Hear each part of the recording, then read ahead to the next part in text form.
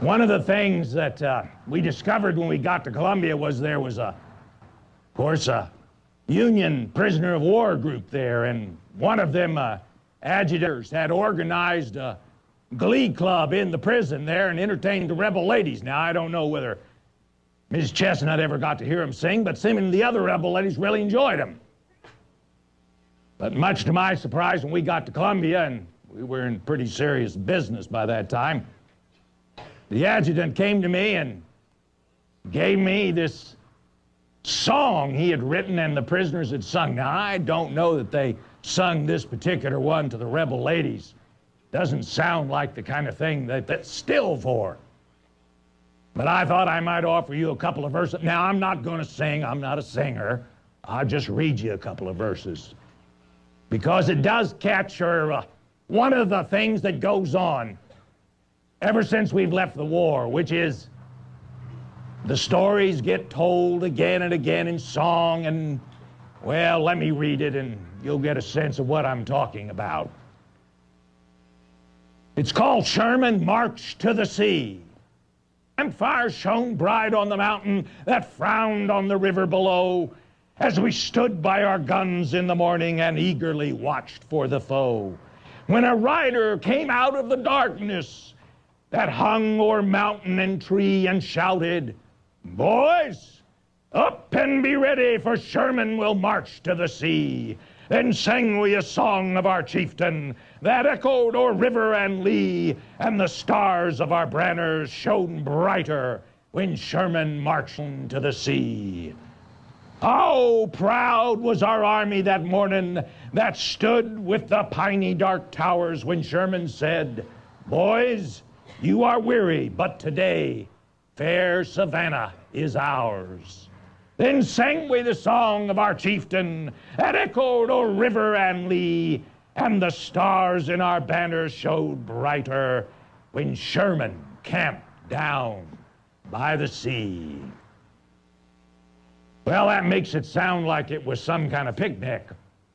And I admit some of my old boys said it had been more like a picnic in the march through Georgia than they'd ever experienced since we had been marching together from Shiloh.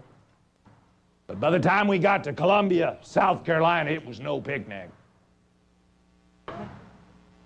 You know, after the war, I got called up before a congressional commission. They wanted to know if I had deliberately decided and ordered the burning of that capital of South Carolina.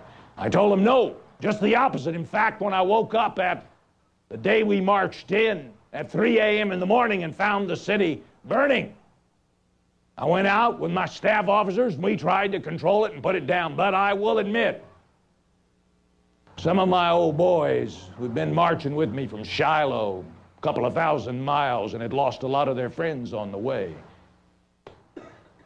felt this was the seedbed of the Secesh. And so I think it is probably true they helped some of the fires that the Confederate Army had left when they pulled out. You know, they started burning all those cotton bales. They didn't want us to get them. Well, and some of the Confederate civilians that stayed around thought it was going to be a clever idea to make friends with my old boys, so they were sharing the spirits of the house with them.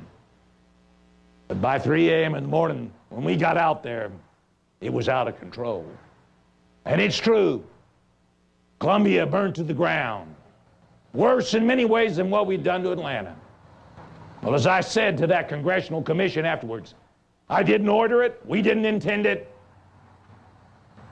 but I can't shed any tears about the loss of that city. They had appealed to war to settle a political dispute. And that's rebellion. And if you appeal to war,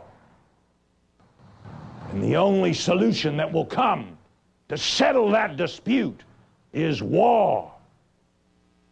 And that's what we brought to Columbia, South Carolina. Well,